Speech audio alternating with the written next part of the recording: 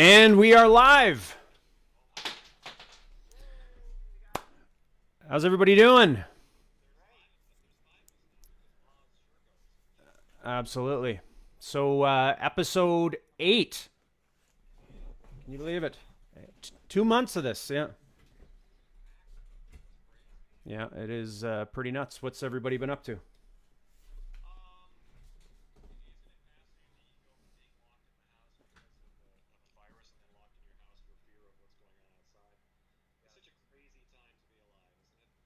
It is.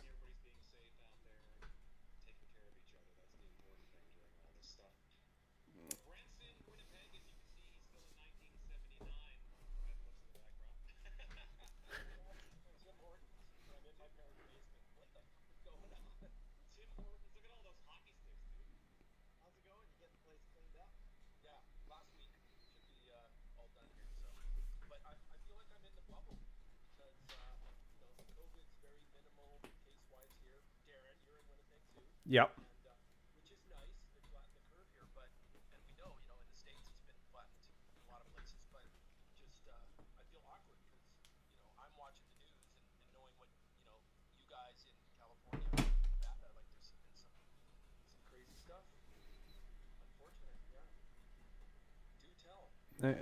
Hang on. Do tell. Yeah. I mean, I'm literally watching CNN. So what's experience? I know, Todd, I heard something bad about, a little bit of protesting in Vegas of all things too. Yeah, it's horrible. We got sound here? Somebody's saying I'm listening to like our feed and people are saying they're not hearing anything. Is that weird? It says can't hear. Yeah, audio issue fixed now. Yeah. Oh, it's fixed. Can you hear Let me know if it's fixed, everybody. We're back. Yeah, now we should start from start Brent again. was just talking about being in Winnipeg and living the life back home. Well, just some backstory. Brent had to go back to Canada. He's helping with dealing with his parents just selling the house and wrapping it up. So he goes back to Canada in the middle of COVID and you're just like, it was a 14-day quarantine and then you're out, right? So yeah, anytime, which is appreciated, anytime you're going between countries and travel, in Canada, it's a 14-day mandatory quarantine. So if you were to even come from like Saskatchewan into Manitoba, same thing. Yeah. Really? So I came in from the States, obviously, and they were like, well, you have to quarantine. So I knew that, and I did, and I'm off quarantine now. So I didn't leave the house. People brought food for me and everything. But I think British Columbia is the same. I don't know about the other provinces, but coming back into the States, I think certain countries America requires the quarantine. So, but if I do come back from Winnipeg, apparently I don't have to quarantine. So I don't know. It's all. I appreciate that. I'm glad that they're taking care of it. But I don't know about what's going on quarantine and taking care of the social distancing with all the other stuff that's going on in the States. I mean, geez. It's not really happening. I mean, it's actually, if Canada is nothing if not sticklers for the rules, you know what I'm saying? Yeah. I think that it's, but I think the effect of it is proven that the curve kind of flattened out. So we'll see. We'll see. Things seem to be kind of happening down here, and I went for a coffee the other day, which was like a fascinating experience to just go somewhere and sit for a second and be like, okay, I'm going home. So given the fact that you can sit in restaurants. Yeah. You can sit in restaurants in Vegas. Some of them, yeah. Like there's like it's sort of limited, and I didn't sit inside. We sat outside. Yeah. So right, and just because I'm not really germophobic or paranoid that way. I'm actually fairly bold, but I'm also not crazy. So I'm kind of trying to ease into this whole new world. Well, I was just saying, and Brent, what were you saying, Darren? In Manitoba have just entered what we call, I guess, phase 3 now. So they've opened up, swimming pools and spas and gyms. So it's, hopefully that's, I guess, part of why they're continuing with the isolation, because as we know, I mean, it only takes one to start it all up again. So. So what about Vegas though, Todd? So like my wife is telling me that I think tomorrow is the first day the casinos are having some openings. Like, really? What are they saying? That's what I hear. To be honest, I'm always sort of like hearing things and then hearing counters of that. So I'm kind of waiting to just see it happen. Chrissy would know better than I. Chrissy actually was one of the people that I went to meet for coffee. Your wife. I mean, my wife wasn't there. It wasn't like a big secret like I was meeting your wife for coffee. Let's not get into all this online here. I know, but I'm just meeting my friends' wives. While he's out of the country. While he's out of the country. I know there was, a couple of you that got together, but I mean, I think that not the first time you got together with like anybody since March? Pretty much, yeah. I saw Frank Sidoris and his wife one day. Yeah, and then Ace, our guitar tech, once, and it's been really, a lot of people who've been locked up for 2 months, seeing each other for the first time and going, okay, I'm going to stand next to you, and then leave and go like, am I dead? I guess I survived that. So yeah, and we saw Chrissy, and so it's been just super casual, just kind of like getting your feet wet in this crazy, getting my feet wet, having coffee with friends' wives. You know how it goes. What about California guys? I know you guys have been at least, getting exercise and getting some fresh air. Yeah, I had a COVID test last week, like the antibody test. Really? Yeah, like as you know, I thought I had it back in January, but it came back negative. Really? No antibodies. So I know a lot of people who have had like a really bad cold in the past few months, and they're like, I think I totally had it. I go, well, you may have had it. Because a lot of the weird thing about COVID is that some people have really extreme symptoms and other people have none at all. Shane, what was really that weird. Like to, describe that to somebody who hasn't done the test? What do they do? What's the process? Do they stick that thing up your nose or up your... basically, I was just in for a standard physical, like your yearly physical.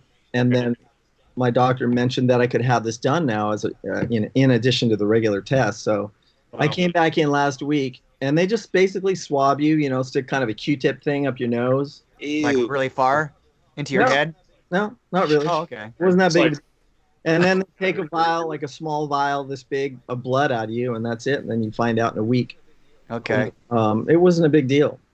Yesterday, I actually donated blood, which was a little bit more of an episode for me because I'm pretty queasy with the whole blood needle thing. Sure. Was that before or after the COVID test? It was after. So yeah, I had all these balls, and I go in there. Okay, I'm going to donate blood.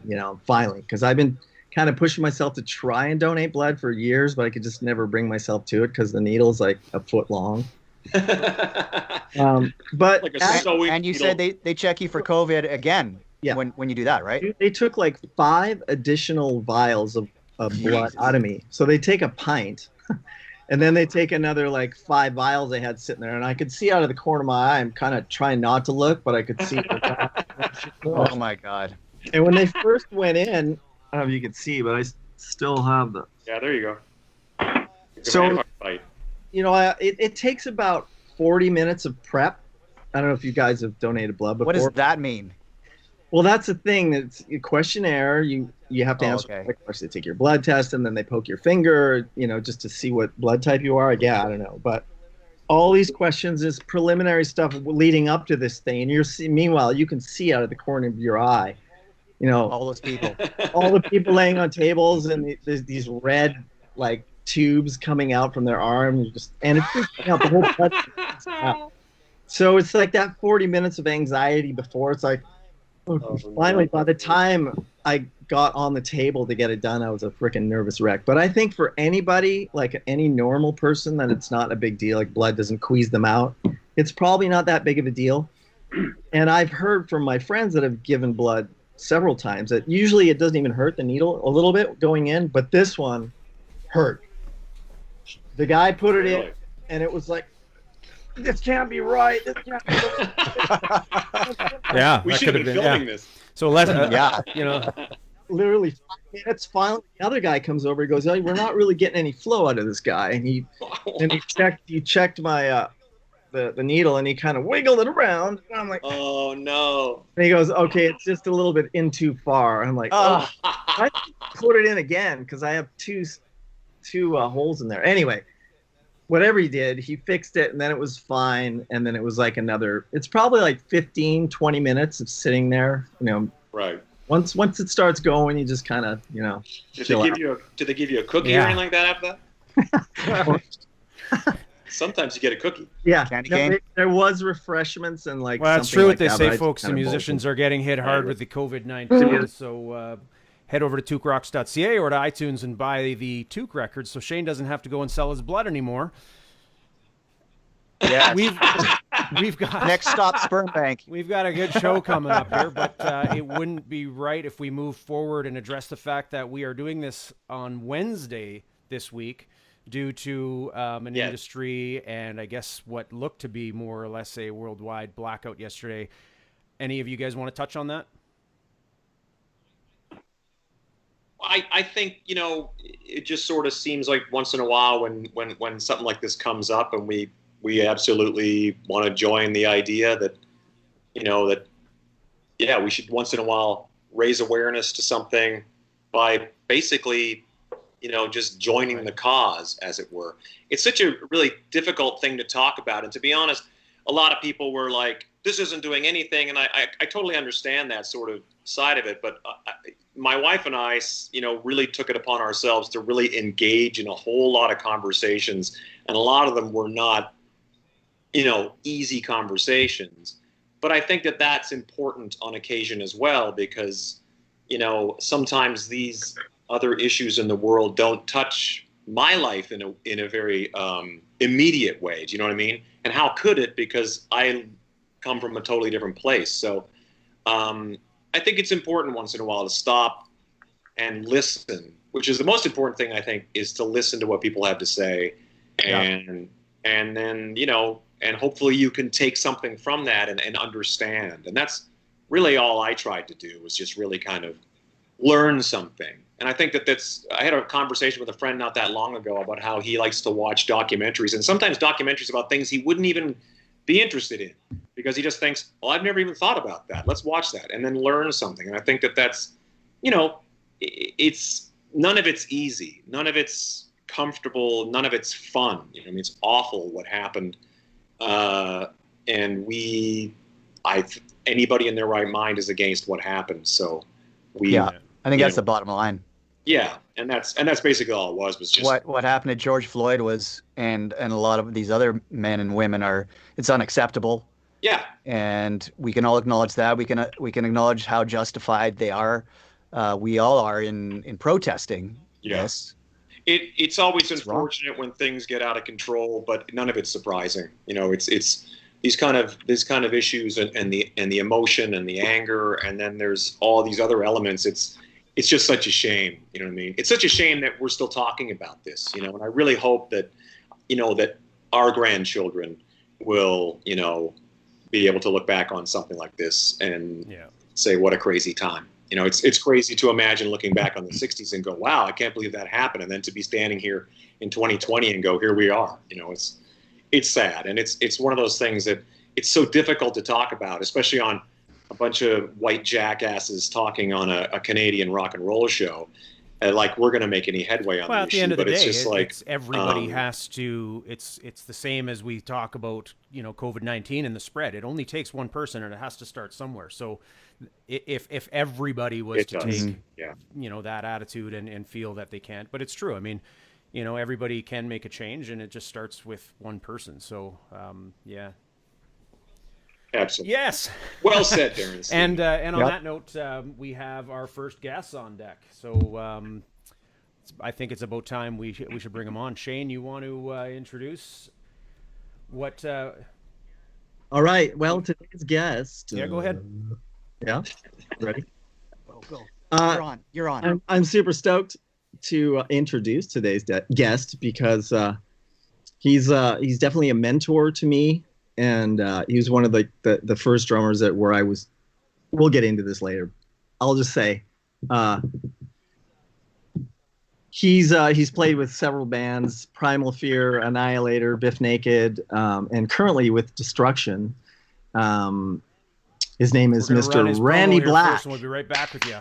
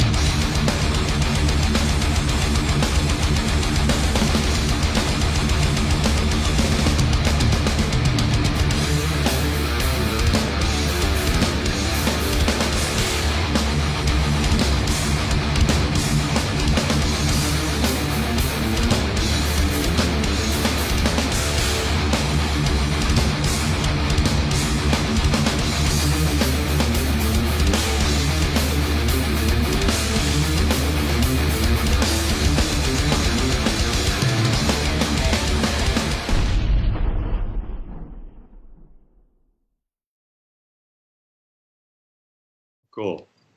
All right. How's it going, Randy? How's it going, Randy? Hey. Are we on? Hey, guys. Hey, Are we on? Am I audible? I think you're on. We should be good. We should be good. We should be good. Yeah. So everybody, Randy Black. we always get those people that say, "Hey, a little bit Hey, of an echo." Randy. How's Welcome to the how's show. Germany? How's Germany? Hey. Germany's great. Very, What very time is cool. it there? Right now it is 23:21, which would be 11:21. Oh, I love the military numbers over there. I get good at it when I'm over there. As soon as I come home, I'm like, what's 23:21? Yeah. It's so exact. It's like you know exactly what time of day it is, 24 hours. It's like, Absolutely. oh, Absolutely. You discrepancy. know what? First things first, I did not know you were born in Moose Jaw, Saskatchewan. Yes. Neither did I. I didn't either. All these years, I did not know that. Yeah, yeah. Yeah, we Right should. on, Randy. Right down the People street. over here, when I say Moose Jaw, Saskatchewan, born, they're like, what? I know. Moose Jaw? It I was sounds, born in Moose Jaw. I was it born in sounds- Moose Jaw. it sounds very Canadian, Moose Jaw. I'm from Moose Jaw too. Corey's from Moose Jaw, yeah. Really? Yeah. Okay. Were you raised there as well? Yeah, until I was about 18 and 17, I left. Yeah, how about Okay. you? How long were you there? I was only there for a couple of weeks. We were just kind of going through, passing through. And I was born there, and a couple weeks later, we were on our way to, actually, Germany. Wow. Oh, wow. Really? So, yeah, I spent from very young till I was 5 in Germany. And my younger brother, Jeff, was actually born in Germany. Wow, I didn't know that. Where in Germany? Zweibrücken, 2 bridges, it's called. That's the most German name I've ever heard. Zweibrücken. Yeah. So that was my next question was, how did you end up in Germany now? And I guess you sort of had a long going thing, right? Well, yeah. So at 5, we moved back to Edmonton. And then in 1994, I was on tour with Annihilator, Yes. supporting the King of the Kill tour, or Yeah. King of the Kill CD. And we were in Berlin playing. And I got off stage, and it's, the typical story. There she was, just standing there. And, yeah. So, long story short, I met a great girl, and 25, 26 years later, we're still together. She's the reason I moved over here. Amazing. Oh. Congratulations, man. That's wonderful. That's great. Story. Yeah, it's great. It's like, who'd have thought? I mean, it's never a place I thought I would end up, but it's gone very well for me here. Well, we still fast sound- forwarded too much. Yeah, We no. have to go all the way back now and talk about how Okay. how did you, so you grew up technically, well, you were a child in Germany, but then you moved to Canada, so you would have got into playing music in Edmonton, I'm assuming? Yes. How'd that all happen? What was the impetus, like watching Kiss or something like that on TV? I'm always curious about. Actually, no. First, I think it would have been the Beatles. Oh, sure, We had sure. television show, one of the times that they played. And so it was on my 11th birthday that my mom bought me a drum kit. And I was just like, it was the best gift I've ever had. It's amazing. So I started actually playing at 11. I had lessons a little bit earlier than that, but I only had a practice pad and I wasn't that interested. But as soon as I got the kit, it was like no turning back. So since I was 11.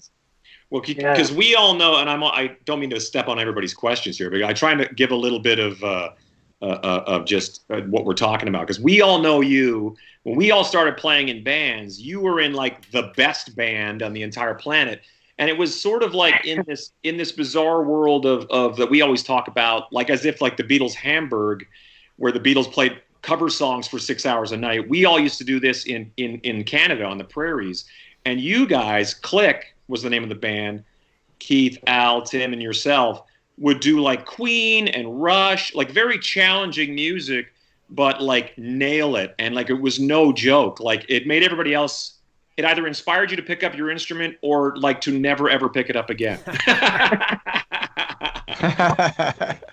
Oh, wow. Well, yeah. Nice thing to say. Thank you. That was cool. But I'm assuming you were just a kid back then. I mean, were they Edmonton based? Was Click an Edmonton based band? No. Oh. Okay. I'll try and make it. I was in this band before Click called Chaotix. Okay. And we were playing up in Fort McMurray. Sure. And we were playing the B Club. And there was another band down the street playing the A Club that finished later. So we went down there, saw the band. They started with Tom Sawyer, I think, and our jaws just hit the floor. And I was just like, who is this band? And of course, growing up in Canada, one of my heroes was Neil Peart and the band Rush. So, and they just nailed this stuff. So we met the guys afterwards, and I met the guitar player, Joey Dawson. I don't know if that name. I know Joey. He was a Saskatchewan guy.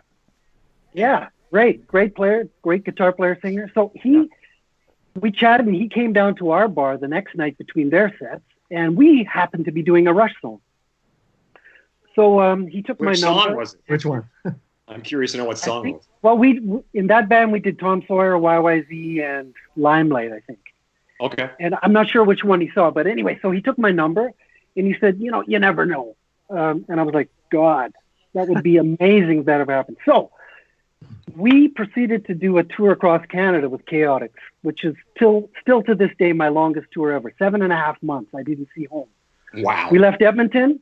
We went straight across Canada to Newfoundland, played Newfoundland for 5 weeks, and came back. And then about 3 weeks before I got back, I called my mom, and she said, hey, this guitar player from Click called, and they're looking for a drummer. And I was just, no way. I love that you have to put it in perspective that you didn't have like an iPhone in Newfoundland for him to call. He's got to call his mom, and you got to get that message for the mom.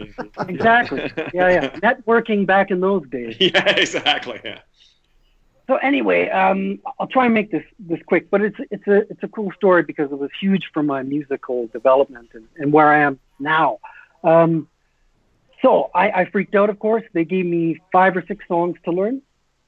A few Rush ones, and then I think there was a Police song and something else.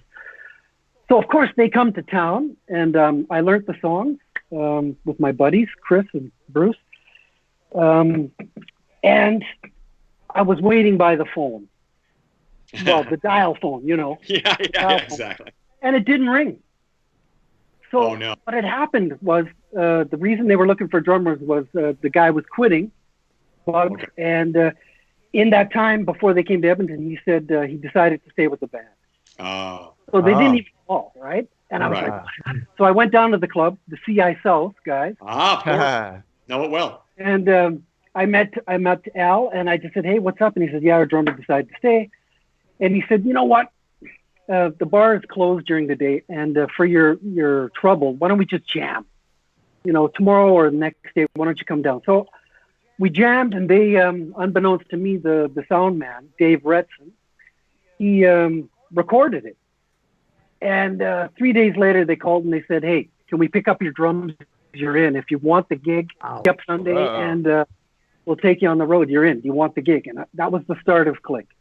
Well, knowing you as we know you now, that doesn't surprise me at all, because in that world, the world that you live in now, in the extreme metal thing, you're kind of one of the almost secret weapons as far as, I mean, I know that there's like, a lot of guys that we would, Dave Lombardo, and a lot of guys that we sort of look at as sort of, but, you're, what do they call you? The drum machine, the human drum machine in and it's like, Jeff has dubbed me that. Yeah, that's right. So none of that's that surprising, because I imagine back then you probably had that little something extra, even back when it was just like, let's play like local clubs around the Canadian prairies. Yeah. Well, I think that little extra is just, personally, I think it's more an attitude thing. Sure. Where, like, for example, I was not, I mean, it blows a lot of people away to know that I was not a metal guy at all. Yeah. Right. When I got, at all, like Click, like you said, we played Rush, we played Queen, The Who, stuff like that, but nothing that had real double bass. Right. And the way I got the Annihilator gig was the guys in that band at the time, around the early 90s, late 80s, were fans of Click. There you go. Wow. And when Mike Mangini was doing the tour at the time, 93, Set the World on Fire, he left, and the guys, I don't know why, they said, hey, that drummer from Click, he's probably, let's try him. So I get a call from the manager, Peter Carroll, and he goes, "Hey, guys in Annihilator think, you'd be good for the gig. Are you interested?" And I went, "Anaya who? What?" Honestly, I didn't know who they were. And he goes, "Alice in Hell." And I'm like, "Hey, sorry, I don't know." So he sent me a cassette tape. Drumming was really, really cool. And the double bass stuff was great. So I just woodshedded as hard as I could, did an audition with Jeff. And he was very honest. At first, he said, your hands are really good, but you got to work on your feet. Oh, wow. So he said, you got the gig, but we worked together for like 2 weeks, just he and I, before the band even came in, working on all the double bass stuff and guitar stuff together. So that's how I got my metal start. It was like, I didn't know Dave Lombardo. I didn't know any of those metal drummers when I joined that band. Sure. It's kind of the running joke. They're like, this guy. I'm like, I don't know. So Jeff, I want to interject before we get too far ahead on your story, because I think a lot of people need to know like how amazing of a player you are. So when I turned 18 in Innisfail, Alberta, and in Red Deer, which is 20 minutes away, we had a bar called the Windsor, which had like 8 bands. We all know the Windsor. Yeah. It was like called the Gateway to Hell, room, but with AC bands. Gateway to Hell. Anyway, I remember going there. I was like just turned 18 years old. And it was probably like a Tuesday or Wednesday night, and my friend and myself, we went in, and you were set up stage left, like always, typically, right? At the front of the stage, he was set up, and he had this massive drum kit that was, I remember walking in, it was asymmetrical drum kit, meaning he had like, 2 sets of hi-hats and 2 rides and 2 chinas. And it was very symmetrical. And I was going, wow, this is cool. Who are these guys, And you came out, and, this is me going to the bar for the first time, basically, seeing a band. And you guys came out, and I was sitting like literally 12 feet from your kick drum, like from here to the couch. And you came out, and you guys just freaking killed it. I'd never seen I'd seen amazing drummers, but I'd never seen a drummer up close playing like all this crazy technical stuff and playing it ambidextrously. And then and playing all the groove stuff, like it wasn't just, you weren't just like one trick pony. I remember, because I was into like Gad, I was into Jazz Dudes, and I was into all this stuff, and you played all that stuff. And then you nailed all the Neil stuff and all the progressive stuff, and the whole band was top notch. But and you also had some visual, Randy. You could twirl the sticks. We all just were like, I mean, not only was it you could play circles around everybody, but you had just a visual like wow factor that all of us, any drummer that came to see you back then would be super intimidated. Like you either just say, "That's it, I quit." Right? Top 5 drummer of all time. Like Shane and I'm speaking for Shane. Like we would put you on our greatest drummer list. Oh, you guys, stop it. Sure. Another important thing. Here's one other important thing. So I remember I was like this shy kid, like Innisfail in a small town, and I didn't know this rock and roll, how to talk to rock and roll guys, because you're like this rock and roll guy up on the stage, like this cool guy playing all this stuff. And I remember after the set, I kind of like, I gotta go talk to him, man. I gotta go talk to him. It's all nervous talking to him. And I walked up, and you just got, you got off the stage, and you guys were gonna whatever go, you get off the stage, there'd be a couple people you'd probably talk to, and then you go up to your room. Well, I was standing there, and you came up, and you were like, I don't know if you remember this. I didn't remember the first time, maybe not, because I was just so shy and timid. Just go along with it, Randy. Time out. And you said, "Hey man, you play drums?" I go, "Yeah, I play drums. I live in this town like 20 minutes away." And and you were just like the nicest, most personable guy, and it really resonated with me, because I just thought, that guy is. It just made me feel like I can do this. Like he's a cool guy. He plays all the stuff I want to play, and it just made me it just made me feel like that's something that I can do really for a professional career. So I just wanted to let you know that. I think that goes for Brent too. All those guys that play drums and Brent, you can tell the same story probably. I just sent a heart. Really, like, of course, with all you guys, Such a touching story. Especially as drummers, hearing that from you guys is really a huge and humbling comment. Thank you very much. Because I've watched what you guys have done through your careers, and it's like, I mean, trust me, I'm bragging about you guys everywhere I go in the world. I'm like, hey, do you know this band? You know this drummer from this band? You know Shane? You know Brent? So you guys are inspiring as well, for sure. The other messed up thing is that Randy Black looks exactly like Randy Black back then. So I don't know what deal you've done with Satan. at the Windsor, the gateway to hell. He made his deal with the devil. Yeah. You're vegan, right? You're still vegan? No. Actually, for a while on tour. Actually, on that 7-month tour across Canada, I went vegetarian for a few years. My better half, she's vegetarian, so we eat mostly vegetarian. But I still do eat fish and meat once in a while, for sure.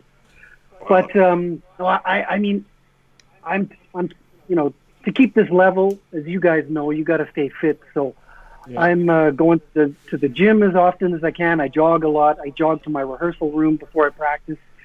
And I got to admit, it's in the genes. My mom is still very fit, and she's doing like senior gymnastics at 85 around the world. Wow. Actually, me and my girlfriend Ulrika went down to Austria about a year ago to see her they're called the Dynamo, and they're like 75 and up, and one is even in their 90s, and they're doing senior gymnastics. It's a thing called Gymastrada. So I've got good inspiration there for sure. Yeah, but you're a good hockey player too, Randy. I've played on the Musicians Hockey League with you, and you're probably the fastest guy on the ice. Maybe next to your jersey. There's the jersey. Watch. Hey. Oh yeah. See? That's pretty sweet. Yeah. That's Did you when you came up to Canada recently, because I know you did clinics when was that? Was that like earlier this year? I think you just went home. Early March. Yeah. Like literally right before all the COVID hit, you were doing clinics. Talk about that, because I think did you get to do all the clinics, or I remember you were in Vancouver and. Actually, what happened was destruction. We were on our Thrash Alliance tour, part one, and we were the gig before the last gig. We were in Switzerland, and our last gig was supposed to be in Italy, and this is where this hit really hard at first in Europe. So we heard that the gig in Italy was canceled, and then it was touch and go for Switzerland. So that was the last day in February. We played our gig in Switzerland. So 3, 4, 5 days later, I had planned to fly to Canada to do these clinics and visit family, because I hadn't been home in over 2 years. And I went to Edmonton for a few days, did a clinic at Lorna McQuaid in Edmonton. Sure. Yeah. And then I went out to Vancouver and went back to Edmonton. And a few days before I was to go down and do my final one in Calgary, they contacted me and said, hey, it's just like at that point, it was day to day. Everything was getting shut down. Flights were getting canceled and stuff. So they canceled it. And right away I got on the phone and tried to rebook my flight back to Germany, because I was actually worried about getting out of Canada. Yeah, sure. Back home at that time. Yeah. So, but I made it. But it took hours and hours and hours waiting on the phone and trying to rebook my flight. But like I said, day by day, it's like this airport's closing, this airport's closing. Wow. So pretty crazy. Yeah. Yeah, scary time. Yeah. Yeah, we're all lucky to be home now. So home is, how long have you been in? You're in Berlin, properly in Berlin, Germany?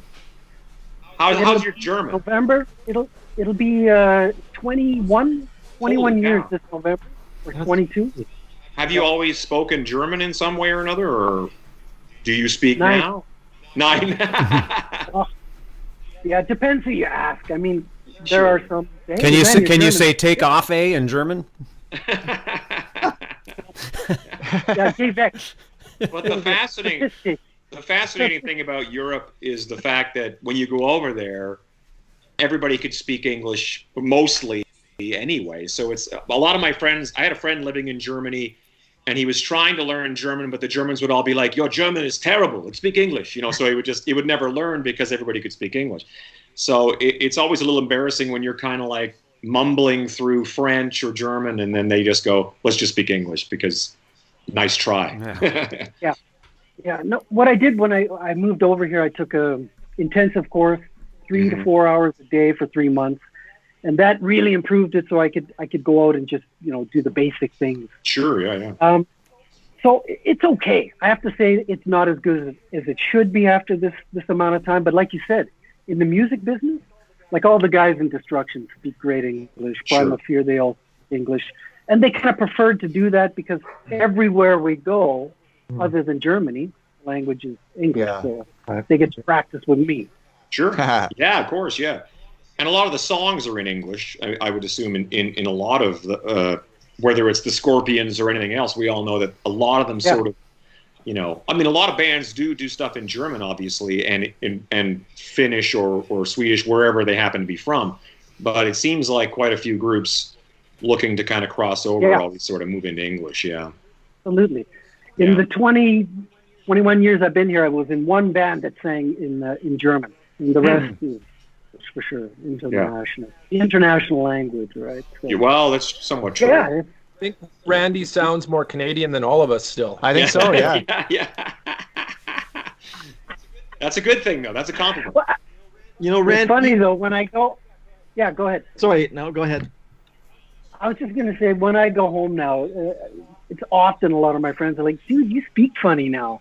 Like kind of a little bit of a German accent or something. Yeah. I'm like, nah, you know what? At my clinic in Edmonton, it was a completely Germanized English word, and I caught myself like, did I just say I don't know.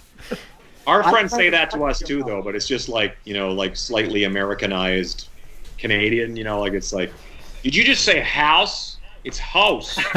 Okay. Yeah.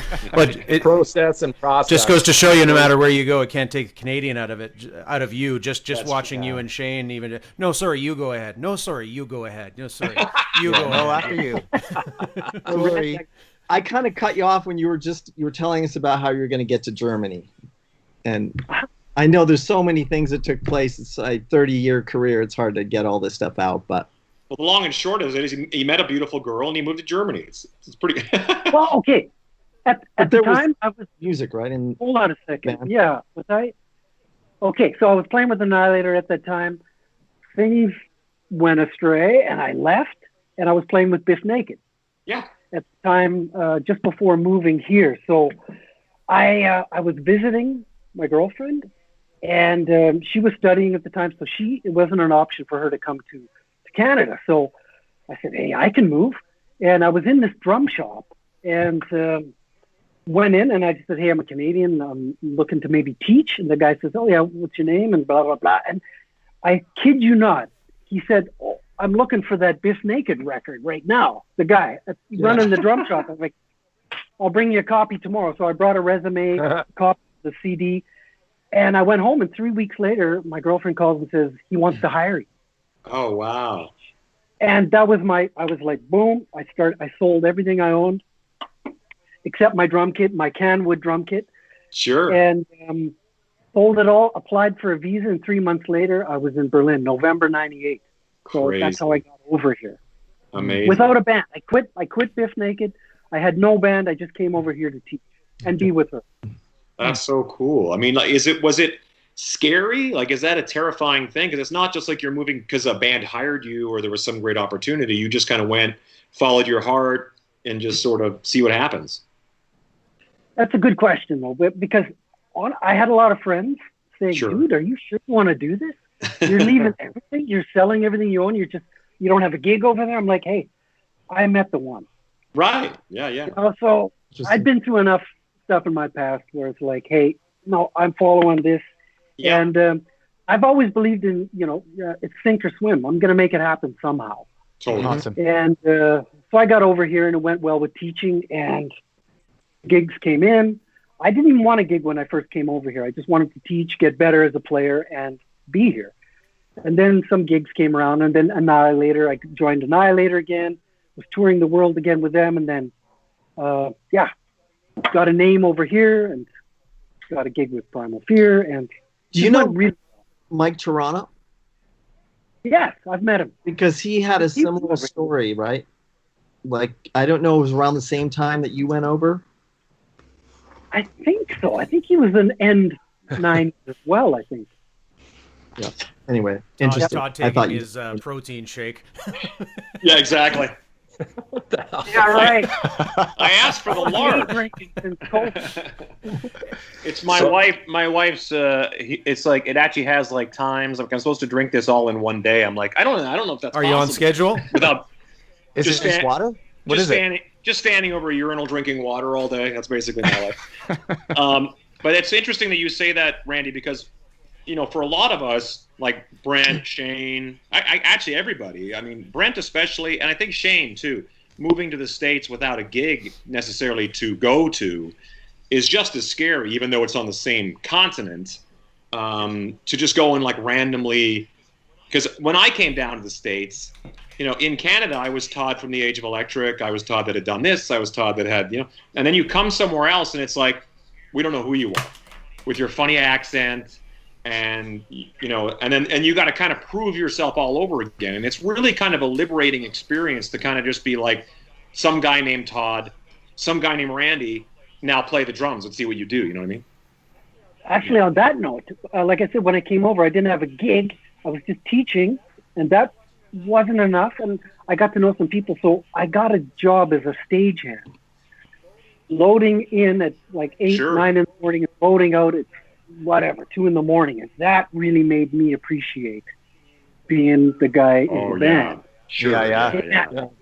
I'm loading in those heavy cases, and I'll never forget, because this is cool, the worst experience I had, just because physically, I'll never forget Rainer Weiss, the first guy I met. Oh, this is another great story. Where do I go first? Actually, I'll go first with the hockey story. You guys will like this. So I'm here a month. And I still play now. But I wanted to play hockey, and my girlfriend, she didn't know about hockey in Germany. So I looked in the phone book, still had phone books then, and I saw the first rink, and I walked there. It was an open air, no lid. Anyway, I walk into the rink, and the first guy I met, he's on the phone. I said, he got off the phone. I said, hey, I'm new. I'm from Canada. I'm looking to play some hockey. And he goes, oh, where are you from? And I go, Vancouver. And he goes, have you ever heard of the MHL? My jaw hit the floor. I'm like, what? He said, yeah. I said, I used to run it with my buddy named Jerry Wong. We organized it. Yeah. But, anyway, he goes, yeah, I'm a tour promoter, and I know the guys from FN. They told me about it. The guys from Bad Religion, blah, blah, blah. So he said, bring your gear next week, same time, and you can start playing with us. So amazing. Anyway, as this stagehand job, I did Alice Cooper. And I'll never forget, me and him were outside the venue at like 6 in the morning, sun's coming up. My hands were swollen from carrying all the gear down the stairs. And I was just like, I got to start doing this. I got to get a gig again, man. Yeah. And for those who don't know, a few years later, I actually ended up playing with Alice Cooper. It was one of the highlights. That's right. That's right. Amazing. Yeah. But that stagehand job really made me appreciate playing. Yeah, I can imagine. I just want to really quickly point out that Alan Vermew, our good friend Al Vermew, just commented on here. We should say hi to him. Al, hey man. Al Vermew was the guitar player in Click that Randy played. Yeah, Al actually worked with the Age of Electric a bunch too, so Al's an amazing human. He's gone on to do like much bigger things. I can't imagine what he does now, but something fancy. You know what, Todd? We saw him in Europe at Grass Pop, and I think he was mixing 3 Days Grace. So he's been mixing the best of the best. I know Chris Cornell, right, Randy? Hey, listen to this one. So when I did the clinic in Vancouver, I met up with the guys. I met up with Al. And we drove out to Tim, the bass player, and his wife, Cindy, and Mike, our old sound man, was there, and we had dinner. No way. On the way, Al was talking about what he's been doing, right? 3 Days Grace. And he goes, but you know what? The most amazing... Al, forgive me, but I got to tell the story. It's so great. Because I had the most amazing experience of not my musical career, but my life. You know, he was doing sound for Prince. Wow. No way. That's right. You guys I heard know that story, yeah. Oh. I heard that, yeah. I didn't know that. like, so crazy. Al, right around the time, unfortunately, that he passed. Yeah, that's unfortunate. But Al, like you said, he's a very talented guy, and he's gone on to do great things. He was doing sound and tour managing for Loverboy for years. That's right. Yeah. Now at Jerry Wong's position. Yeah. Right. Exactly. Who's a better hockey player, Jerry or you, Randy? I played with Jerry. He's pretty damn good. Jerry's great. He is, right? He's great. What position do you play? What position do you play, Randy? As I moved on in years, I took on defense. I used to play as a kid up until 17. I played forward, right wing, but I like defense, and I still play defense. How's your slap shot? Yeah, are you allowed to slap in your league there? No, unfortunately not. Unless there's nobody in between you and the goalie, then we can do it. Okay. Then but it's cool. I'm with a great bunch of guys, lots of musicians, and a couple of Canadians actually. One from Winnipeg. There you go. On our team. There's always somebody from Winnipeg wherever you are. Yeah, because they always. So Randy, just quickly online, a couple of things actually. I'm assuming this might be a family member. Stephen Black is watching. He says, "Hey Randy, Paulette and I are watching. How you doing? Awesome." Wow. And Kevin had a. Hey bro, yeah, that's my elder brother. Okay, there you go. And Kevin had a question for you. After listening to guys like Brent and Shane talk about how much you influenced them, what were your biggest influences, or who were your biggest influences, I guess would be the better question. Well, you know what? Yeah, okay. As you just said, my brother's watching. I have to admit, I learned my first drum solo from my older brother, Steve. And it actually drove me nuts.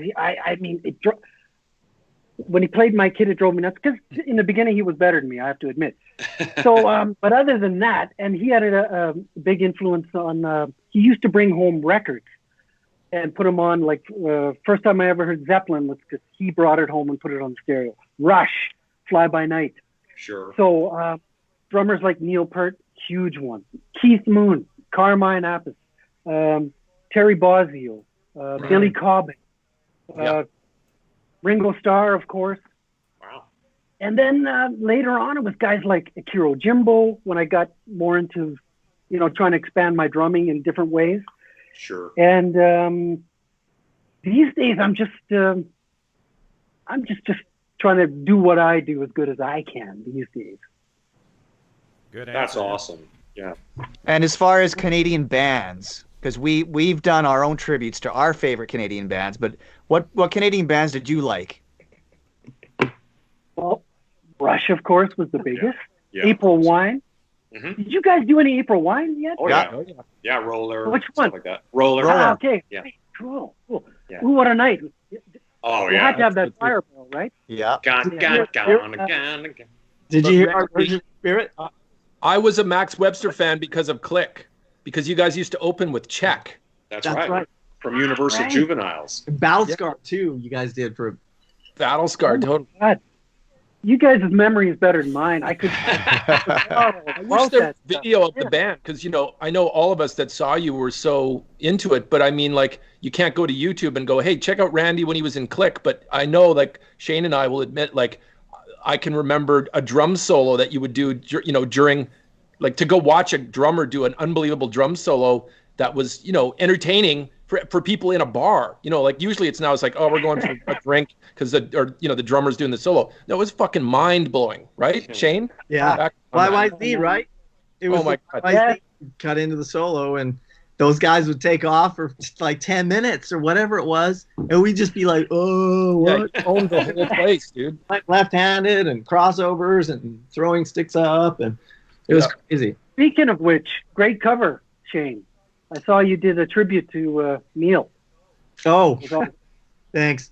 Which great. Okay. Did you hear Spirit? We actually, but we did Spirit on our most recent. That. Yeah. I think what you guys are doing is great. Covering all those bands that inspired us is really cool. Yeah. It's fun. A lot of it's pretty deep cuts, and it's funny because you grew up in Edmonton, so you're familiar with like Harlequin and all that other prairie type stuff that we grew up on. Yeah. So a lot of that stuff was recorded with the intention that stuff, like Loverboy and April Wine and Rush, everybody knows that stuff. in Germany or Los Angeles. You know what I mean? Like that stuff's everywhere, but it's kind of like the Harlequins and Orphan and Streetheart, Queen City Kids. Yeah, all those bands are the ones that we were really kind of trying to like get out there, and it's been really exciting. Who would you recommend? What's a Canadian one like? You just go, you know, Paola's, Rough Trade, or whatever. I mean, I'm very curious if you have anything up your sleeve. Besides? Yeah, besides just you guys. Yeah, just anything you can think of. Well, actually, because I was checking out some of your videos, you guys touched on Triumph, didn't you? Yeah, we had. That's the one that we haven't really kind of delved into. So I'd be curious to hear what song you think, though, because Triumph is a vast catalog. Okay. What about Gordon Lightfoot? Yeah, now you're talking. Down with Gord, for sure. There you go. Sundown, you better take care. Yeah, we haven't done any Gordon. We should do an acoustic album with Anne Murray and Gordon Lightfoot and who's that? Foot and we Cold had Water. joy, we had fun, we had season. Terry Jacks. Terry Jacks, Right? yeah. We should just do it What all about, like. what's his name? Gino Vanelli, brother to brother. Gino. I put that out to them like early on, but it's a tough one to fit into our thing. Which right? song? Which song by Gino Vanelli? Brother to brother. Oh, okay. What would you say? Yeah. What about the Irish Sorry, Rovers? Shane. Oh, yeah. Now, I saw those guys when I was a kid, man. The Irish Rovers, they had a TV show on Friday nights on CBC. Pig and Whistle. Yeah. That's right. You see, you know what? That's the first time I've heard that name since I moved here, I think. What was their? Because I could have been the whiskey song. That was like later. What was? They had green alligators and long neck geese, Oh my God. humpty-back camels and some chimpanzees. That was the unicorn song, or however. Yeah. Somebody unicorn. The loveliest of them all was the unicorn. Everybody Google the Irish Rovers, who were Irish guys who had a television show on Canadian TV. I don't know how you can explain that, but they were huge in our little world for sure. Yeah. What about the hip? Tragically Hip. We've done some Tragically Hip. Yeah. Oh, you have? Oh, Yeah, okay, I didn't know. Sorry. Kind of did. Does anybody know that in Germany or no? Sorry? Are like Tragically Hip familiar over in Europe? You know what? It's funny. I saw them. Was I even living here then? Probably. Yeah. So it was either 98 or 97, and I knew their tour manager at the time, B. And we went to the show, and they were playing a club called the Loft here. I think it was like 300 or 400 people. Sure. Back then.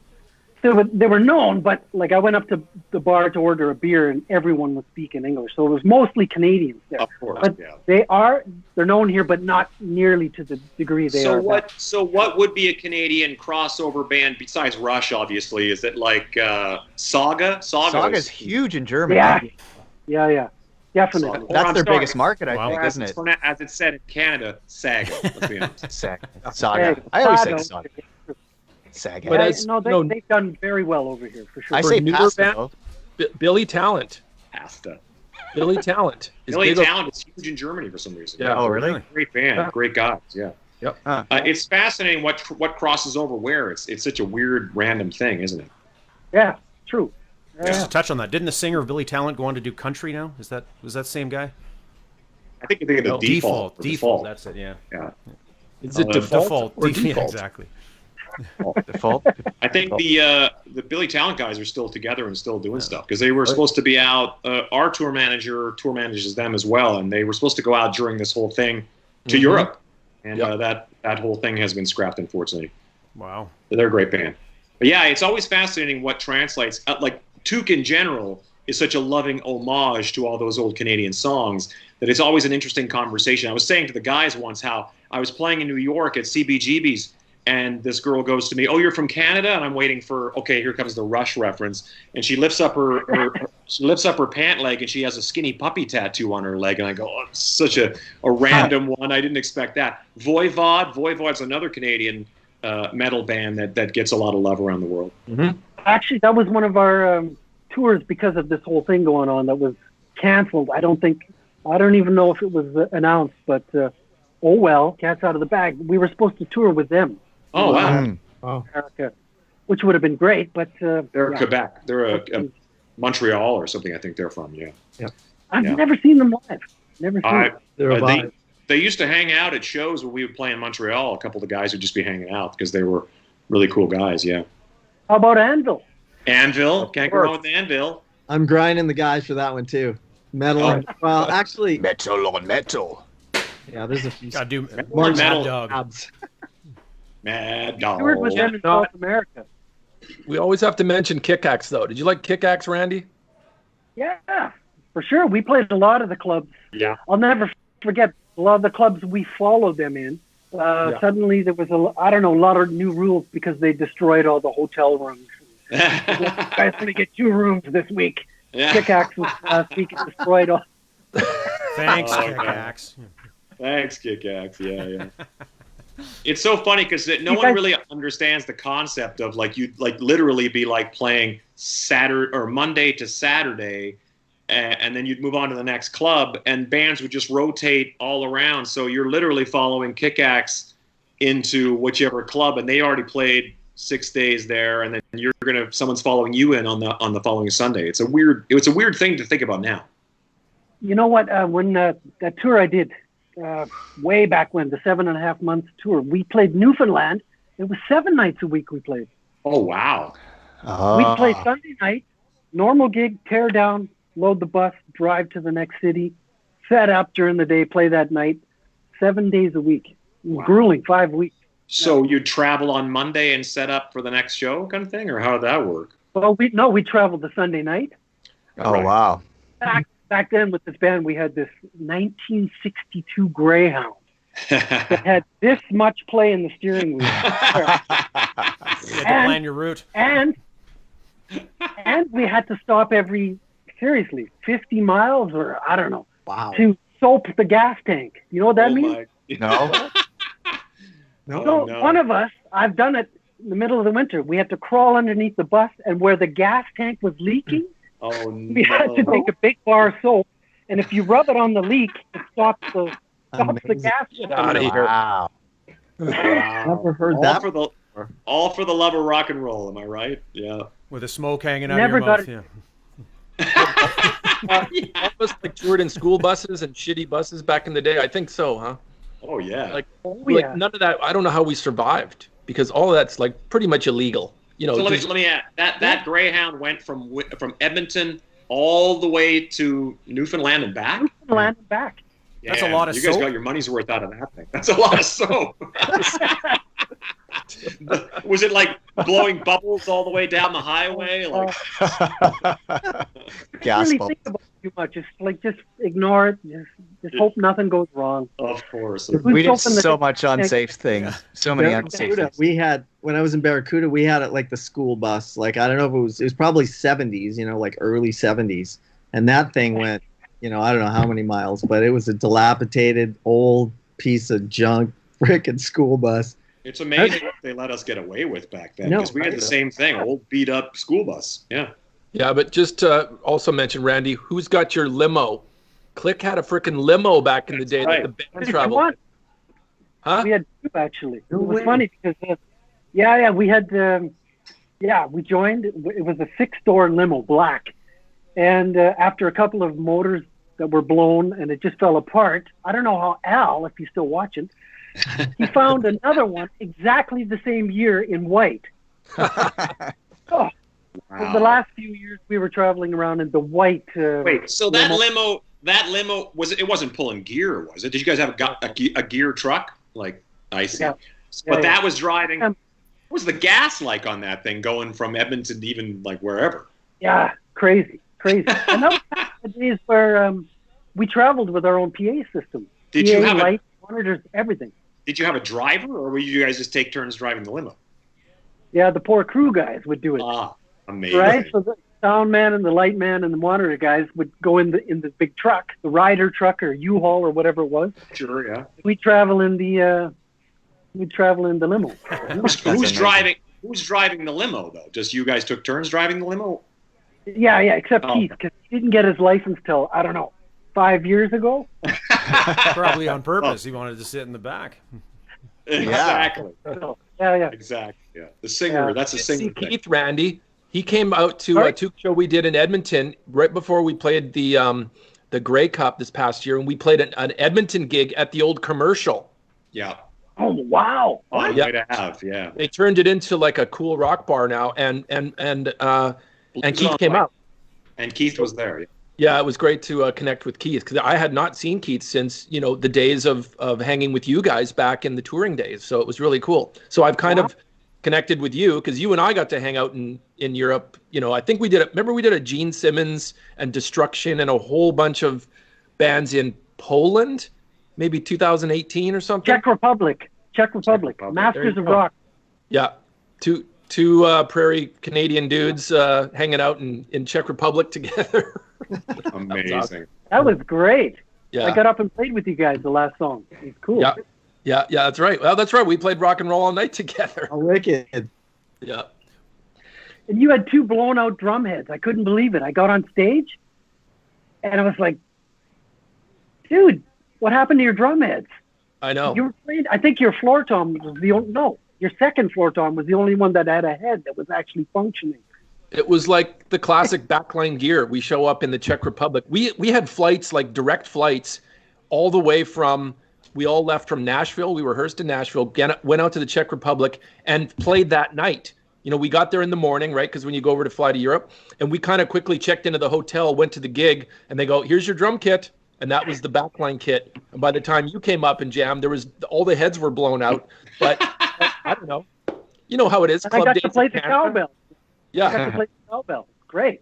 But you make it work, because we played clubs in Canada, and sometimes your cymbals were cracked, and sometimes your heads blew out, and it was fine. Make do. You make do. Always make Rock do. And roll. Exactly. That's amazing.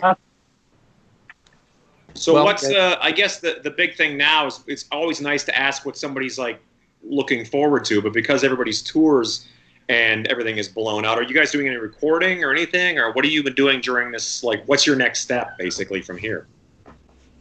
Well, next step is because of this and not much going on, it's given me the time to do those things I've been putting off for a couple of years. Getting the studio upgraded, getting it cleaned, getting the basement cleaned out, practicing, getting my recording chops up a little better, because in recent years I've learned how to record myself professionally. Yeah, good. So doing that, and the next thing we have on tap is not till October, because everything has been canceled until then. Yeah. So one other thing I'm doing when I'm not touring is I'm teaching at a couple of places, and the term just ended, so I'm about to do marking of the end of the term assessments starting next week. Oh, wow. So that takes up a little bit of my time, but one great thing is gyms are starting to open again, so we can go back to working out a few times a week, which is nice. Yeah. But basically just still practicing, recording, and trying to stay in shape. And marking drums. Yeah. There you go. So Shane's looking for an A+, so just hand it to him. Send in your demo tape to Randy Black. He'll let you know. Well, that's fantastic. And on that note, Randy, we want to thank you for hanging with us. I know it's late where you are, so I appreciate you hanging around and talking with us. Always, great to hear from fellow Canadians around the globe, and hope that you stay well. Absolutely. We are going to enter our segue this week, and then we'll be right back with Mark Holmes from Platinum Blonde. This week, yes. We have Mr. Shane Gallus walking us through his studios. So hang tight, enjoy this, and we'll be right back with Mark Holmes from Platinum Blonde. Bye, Randy. Cheers, Randy. Thanks, Much, Randy. Hey guys, welcome to my backyard in Southern California, Simi Valley that is. And today I'm going to take you on a little tour of Crumb West Studios. Never mind the paint cans. Those are going to the recycler. Anyway, come on in, let's check it out. So as we enter, we're right smack dab in the middle of it. This is the control room. This is where I spend a lot of the time sitting here mixing, editing, and writing, etc. And over here, my rack, mic pre's, EQs, and outboard gear that I use. My favorite guitar, my Gibson Les Paul, reissue. Back here is probably my favorite place to hang out. This is where I'll typically write if I'm writing lyrics. I like to just kind of kick it on the couch, and it's my favorite place to just get away from everything in my mind and let the ideas hopefully come out. And then over here we have an ISO room. It's kind of in disarray right now, but just a bunch of snare drums, microphones, cymbals. This is where I'll typically mic up guitars. If I'm doing really loud live guitars, I'll put the cabinet in here and mic it up. Or bass, or sometimes vocals, horns. Back there we have a Tinkletoриum. And then if we go through here, again, it's quite the mess, but this is kind of the real world, what happens, what it looks like on a typical day. So right now I've got like 4 snare drums out. I'm trying to figure out what to use on a track. But this is constantly changing. I mean, the kit is always, you know, there's new snare drums going up and new toms and cymbals. So right now it's just kind of, I've been doing a ton of tracking, so I just kind of left everything here that I've been using. I'll try and keep this short. I think it has to be 2 minutes. Here's the kit. It's all mic'd up, ready to go every day. And basically this is where I sit and I can control everything remotely. So if I'm punching in myself overdubbing a track, I can just do it right here. No need for a producer or engineer anymore. It's great. So that's it, guys. Thanks for coming by.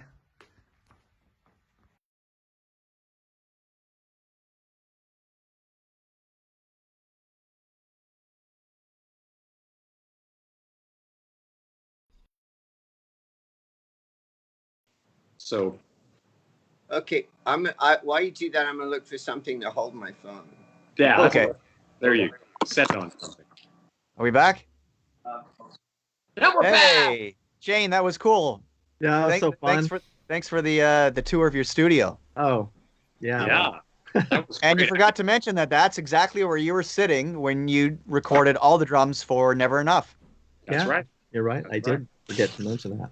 But And Yep. most everything, actually. All the other Well, recordings. the whole last record, right, Shane? was all Yeah. done there. And we actually rehearsed there a couple times, too. yeah, that's right. Yeah. Good So times. who wants to do the We had fun introduction there. on our next guest? Who's Italian? You Italian, Tom? I can do the introduction. Yes. This is a man that I got to see back in the day, several times back in the day. Me too. We got to What do you know mean each by other. that? Me too. What do you mean back in the day? Back in the day means when you know, at least 3 years ago, I'm going to say. That's what I'm saying. Okay. And first time, But you did get to see me play 3 years ago.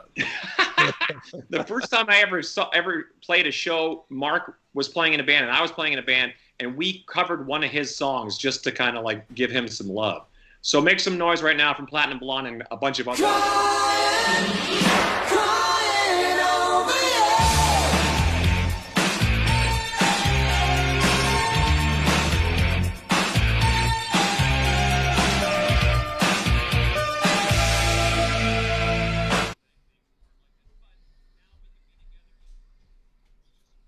Virtual form, which is We are all alone together. that's true. Yes.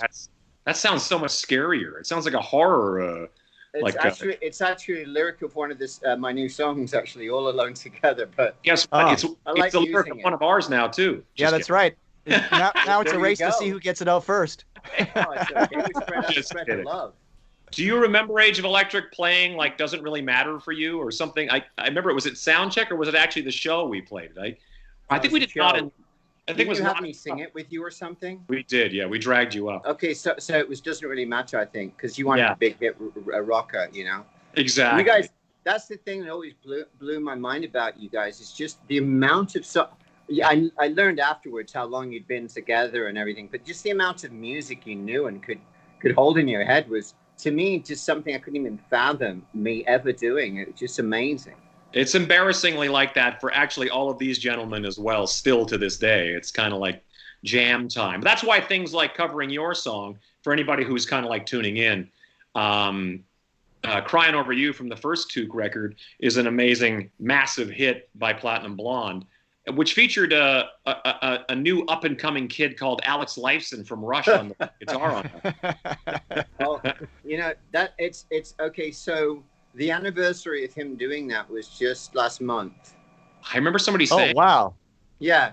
So I called up Alex. I called Justin, his son, right, and I told him about it, and we were gonna maybe do like a quick thing together, but it's still a little bit too recent of a tragedy that he's dealing with, and musically he's distancing himself, but which is cool. I mean. Of course. It would be nice to have him, you know, we were going to put like a little thing out, you know, just during the isolation period, which absolutely, is of course, but, absolutely. Yeah. Well, let's rewind a whole lot, because there's a whole other thing about your background coming from England.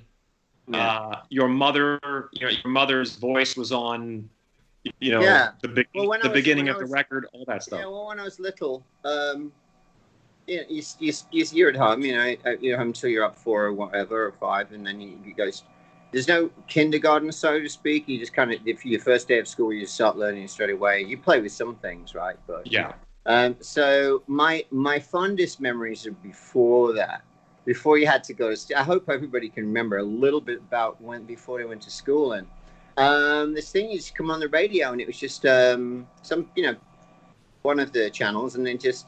Are you sitting comfortably? And then says, good, then we'll begin. So there was an extra word in there. And then they tell a story. And I'd like listening to the story. It was really sweet, you know. And then my mum would do it. And then when it came to doing the first record, I don't know what made me think of it. I think because Dave Tickle was our producer and stuff, right? And I think we were talking about that. And I said, well, I get my mum down. She's got the voice for that, so she came down and she was nice enough to do it, and boom, she's been sampled on so many records since then. I've even heard her voice in some movies. That's amazing. Yeah. So she's always been very proud of that. That's, you know, so great. It says son in your notes, and that's her voice, like right at the beginning of our whole entire career. That's so moment one of our career, her voice is at the front of it, right? So the first time I saw Platinum Blonde, I believe Corey is the same as me. Did you see Platinum Blonde in Saskatoon, or did you see them in Regina? It was Regina opening for Bryan Adams. Same as me, yeah. So I saw. Oh boy. We walked in. We had not heard who this band was, and we just kind of sat down. And then these 3 guys walked on stage, and they looked bitchin'. And the drummer had Marilyn Monroe on his kick drum, and you know, it was at that time where. I mean, it's a funny thing to talk about, but Canadian music is notoriously, you know, lumberjack jackets and, you know, like real, and like very much of a following. They seem to follow a lot of things, like at the time, not anymore. Yeah, they're at the forefront of everything now. But, yeah, that's true. Yeah, but and then you guys walked out, and I remember going like, I'd not heard any of the music, and I was like, I remember thinking like, Doesn't Really Matter was really catchy, and like being able to kind of like sing the songs after, like when Brian came on, I was kind of like. That band was great. Went and bought the EP the next day because it was an EP. How did that actually work? Because you guys were signed to like CBS, and an EP came out, and then it was extended into Standing in the Dark, the full album. Yes. That's right. Yeah. Well, we got just with 6 songs. We were already playing opening for Bryan Adams, and right after that, we were doing our own big shows in the same size arena. Yeah, just literally months later, and so we had some songs that we thought we'd add to the next record, but I didn't really have a lot of lyrics for them. I'm the type of person who writes write the parts, you know, the guitar bits or whatever, and the melody, and usually.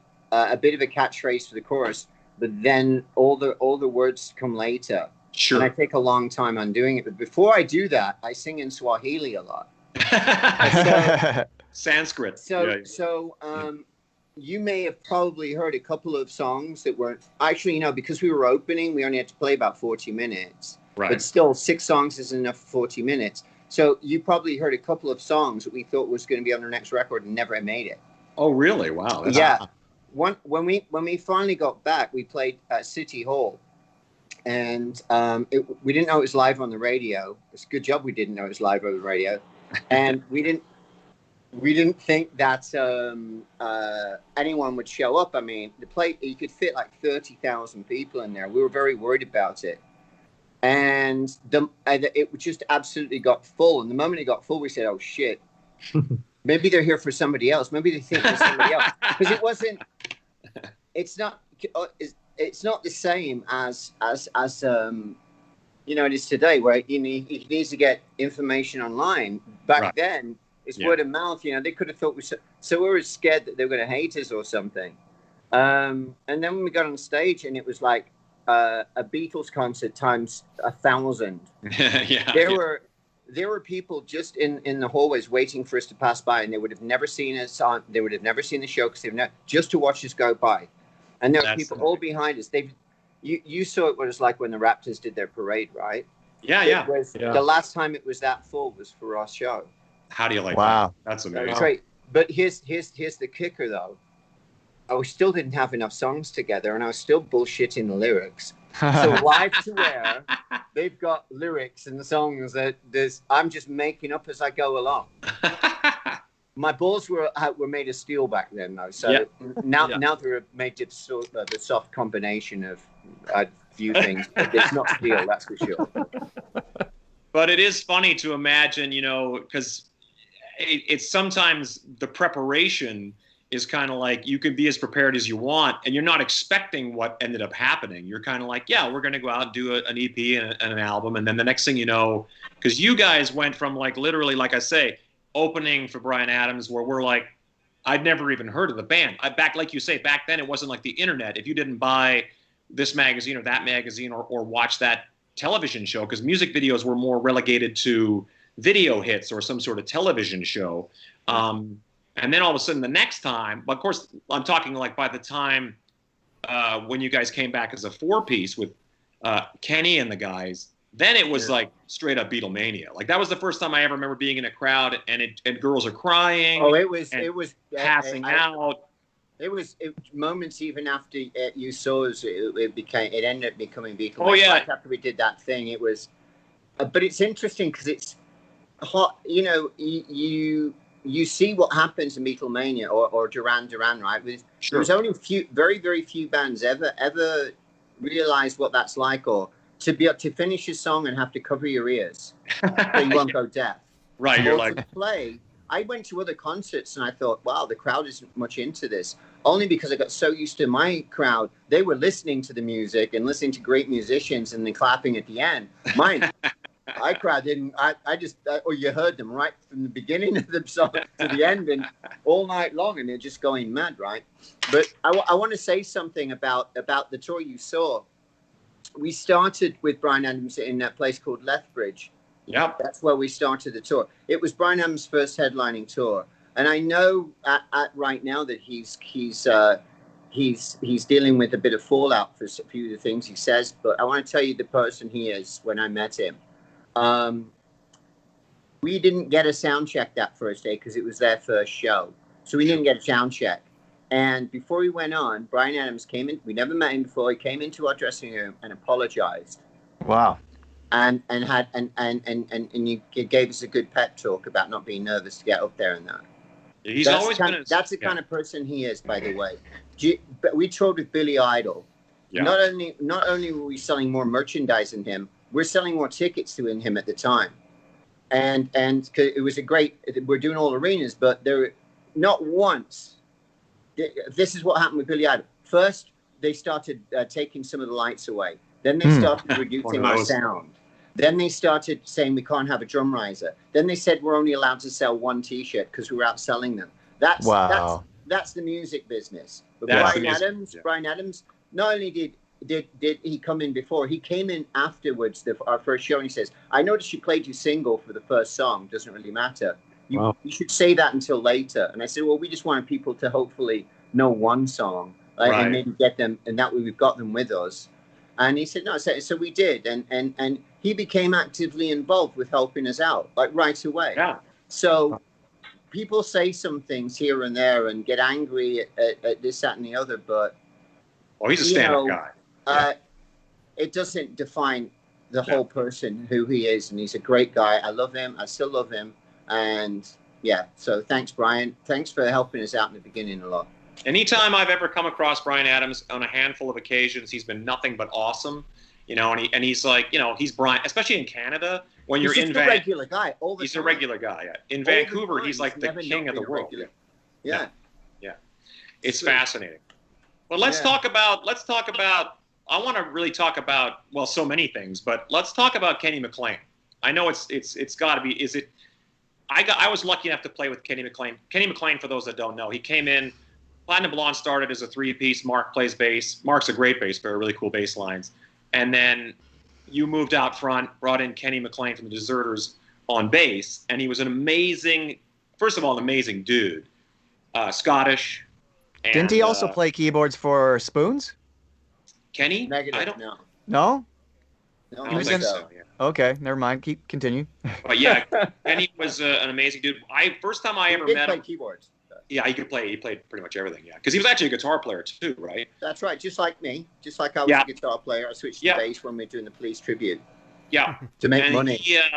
First time I ever played with him, he was doing a solo, the solo tour. We opened for him, and he was another one of those guys who was like, "You got enough stage room?" You know, that kind of thing. It was amazing. But he passed away 2008 now. Oh my God, is it something like that? But what an amazing! And that was like. It's just one of those things where your heart blows up type of thing, and it's if we were there, anybody was with him, if he even happened in a hospital, nothing would have said. He kind of died instantly from the autopsy report. But if I can give you one bit of solace in all of this, you know, my DJ career was just absolutely going mad at that time. I was doing festivals, I was remixing all these massive bands. I was like things. So I had not a lot of time to do anything live. And quite frankly, I really didn't want to, because I didn't want to go through that whole rehearsal process. And this, being a DJ is great. You rehearse with yourself, you play, and you've got all these people. So you get to meet people, and and there's a real community. Sure. And so he'd phone me often, and every 6 months at least. It was not often, but he would always ask me, "Come on, Marky, let's get a band back together. Let's go and do it. Let's do it. Let's do a new record. Let's do it." And he just released his a new album, and he was doing a record release party at my club, the Mod Club, and I went to see him that night, and I told him that day, finally, after a good 8 years of him asking, maybe even longer, I finally said yes. And he was over the moon. I bet. And I've never seen him so happy. And he said, "Will you come up on stage and sing some songs with us and tell everyone?" And I says, "Yes, I will." And I went up and I actually performed it. And I haven't done that in like 10 years, maybe. You know? Yeah. Played together, and the crowd went nuts. Told him what was going to go on. I've never seen him so happy. I bet. And then just a few hours later, he was gone. I know. But he went. Madness. He died with a toothbrush in his hand. For all the fans out there, he was brushing his teeth when he went. But I can tell you one thing: he was brushing his teeth, thinking of how amazing this future is going. He's so excited to be doing this, and I was so excited to be with him again and playing, and because I loved him. He was my party pal, right? Yeah. The two Brits out there, you know, going mad, having drinks and enjoying themselves, right? Of course. The two are a bit more conservative of humans. Yeah, the Canadian stuff. So when he passed, I thought it was my duty to come up with a new record. We did, and we had international success that we didn't have before with the band. I mean, in some places, and then of course, Crystal Castles came out with Not in Love at the same time. That's and right. Before you know it, we had a whole new crowd, and way younger of a crowd, obviously, discovering our music. So when we did shows, especially now when we do shows, it's such a diverse audience. It's exciting to see. I thought I was going through a time loop at one point because I was getting older and the crowd looked the same. What's going on, man? Mark, somebody was just asking online, I know. Do you think that there will ever be a time or a place where you'll go back to being a 4-piece, or are you just going to kind of move forward now? That's quite a jug you're drinking from, man. What? I know. Yeah, you know what? That's a good question. If it were up to Sergio, absolutely not. No, he loves 3-piece. He likes the 3-piece stuff. And right now, we're making an album. We're making our new album, which we should have been released by now. But of course, all these things that happened, and Live Nation called off our tour that we were going to promote the record with until next year, of course. So things got pushed back. So right now he's playing kind of like he's the most inspired he's been in a very long time, playing really well. And I really think it's an added player. It's really not, he loves the 3-piece. And because I started another project called Big Beat Corporation, which is like a dub rock. It's like Bob Marley meets Pink Floyd meets Led Zeppelin. It's the weirdest sound, but it's also electronic too. Anyway, so I decided I was going to learn how to play Motown bass, and I was going to learn a funky bass, and I was going to playing reggae bass, which is what I did in the very beginning, way back in the day, right? One of the first bands was a reggae band, but I wasn't singing as I was playing it. Playing and singing reggae bass is probably one of the most. You have to split your mind into two places. One to play the bass, the other one to sing, and hopefully you're singing on tune. Because you know what I mean? Like you're going to need to concentrate. So it turned me into I play with my fingers now pretty much all the time. And before I was playing with the pick and stuff. I still know how to play with pick and that, but I've learned so many different styles as a result, and now I really enjoy playing bass. I like to be part of it. We have songs that, believe it or not, Platinum Blonde have some songs that go on for about 6 minutes with massive jams at the end of them. It's just going to be one of the. I guarantee it's going to be a really, really interesting album for a lot of people, regardless if they're fans or not. It really ties into what we did on the first album, but also ties into what's going on right now and what's going to hopefully happen in the future. How long? Go ahead. Which is a lot brighter with artists like Billie Eilish out there actually making things different. Absolutely. You know what I mean? So that future's finally a little bit more exciting than just algorithmic songwriting and right. Well, basically that's what it is. I mean, these are algorithms that are giving you melodies, and then you just people are putting some of the meaningless words to it. Like, and it's just there's unless you're listening to hip hop or underground. I mean, you've actual pop music sometimes can really get a bit sterile with 2 or 3 guys writing songs for everyone. Yeah, that's true. Yeah. They're kind of the sound of everybody. I like to hear the artists write their own music. I love to hear what they want to say, and I think that's you don't necessarily have to. You could be a great singer, but it's really nice to see them. Absolutely. How long did Serge not play music, or was he doing something that I wasn't aware of? I felt like he kind of stepped out of music for quite a while. He had a band called The Ending in the 2000s, but the sound was a little bit dated before. Just into what he was doing, and so it actually won. They got a single of the year out of it. Oh, okay, good. There you go. So it was doing some things. I mean, the video looked pretty cool. Everything, but the thing is, he's always. I think I'm like his first wife, and he just can't get over it. And. I feel like I'm his first wife. I feel like I'm his first love.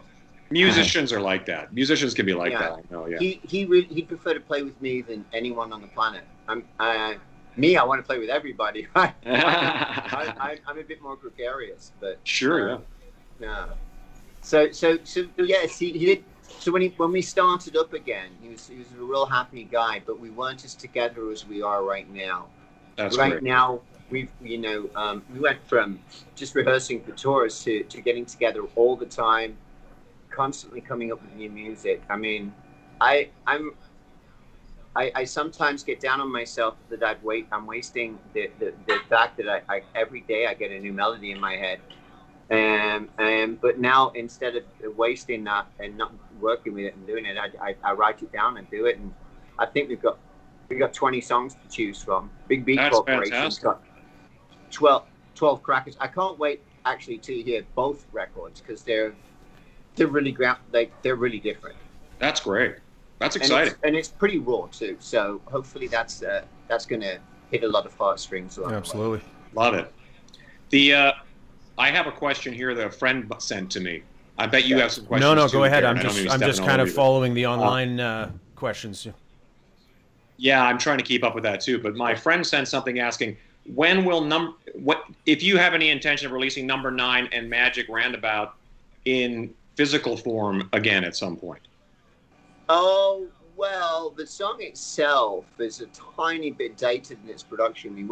If we were to do that, we'd definitely change around. But yeah, the Number 9 project was a really good one for me. It's funny. I'll tell you a story about that. That record went out quite a bit to different agencies everywhere, and everybody wanted to have a part of it. They said, "This is really cool, man. I really like this. This is a great band." Until they found out who it was, and at the time, I was kind of like, I guess, a pariah of some kind. Yeah, that's the music business for you. Nobody wanted to have anything to do with us, and then you've got bands like Muse coming out a few years later, kind of in a way that a hard 3-piece thing, and we just kind of got left aside. So I think that's probably when my DJ career kind of took off. So sure, yeah. I want to get back in the music business. How do I get back in the music business? How to become relevant? And all of a sudden, I had record labels calling me now to remix their bands and asking me what I thought, and would I play it on my radio show. And then I found myself back in a situation. So now when I do stuff and I release stuff and I write songs, people and that, the door opens rather than slam shut. I don't know what it was. I thought maybe they just said, okay, well, that was then and this is now. It was because it wasn't really. It was just only it was in the 90s, right? Yeah. So. Well, the music business is funny that way, isn't it? It's kind of like yeah. But I mean, you're right. Once in a while, you got to kick that door. They put a door up, and you just got to kick it down and say, "I'm here." Or figure out, or just build a really nice place beside it, and they want to come see you. Exactly. Which is kind of what I did. Yeah, I agree. That's the thing. Any bands out there that think, oh yeah, we had our heyday, and no one's taking us seriously. Just try to think of a different way of getting in. For instance, this is a real good suggestion. This is what I did with our first single after 2012.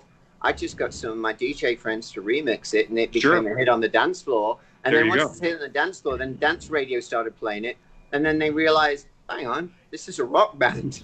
Right? Yeah. What's going on here, right? And totally. There were the hit stations. Sure. It's the same 3 artists. It doesn't seem like there's lots of room for anyone, right? And so you've got to find a way of getting in, and if you can find an opening anywhere, go through it, and don't think, oh, I can't do that to my music. No. Music is something that should be shared and interpreted by many, many other artists. Absolutely. And we learned that, when Robert Smith sang that must have been a trip. Love, Claudio, or who had sent it to him, he tried to do it in the same key as me, and his voice was a little stretching for him to do. Sure. And so he asked Claudio what he thought of it. Nathan is his name in Crystal Castles, and he says, "What do you think?" And this guy has Nathan or Claudio, what you want to call him, he has no filter whatsoever. And he said, "Well, it doesn't really sound good.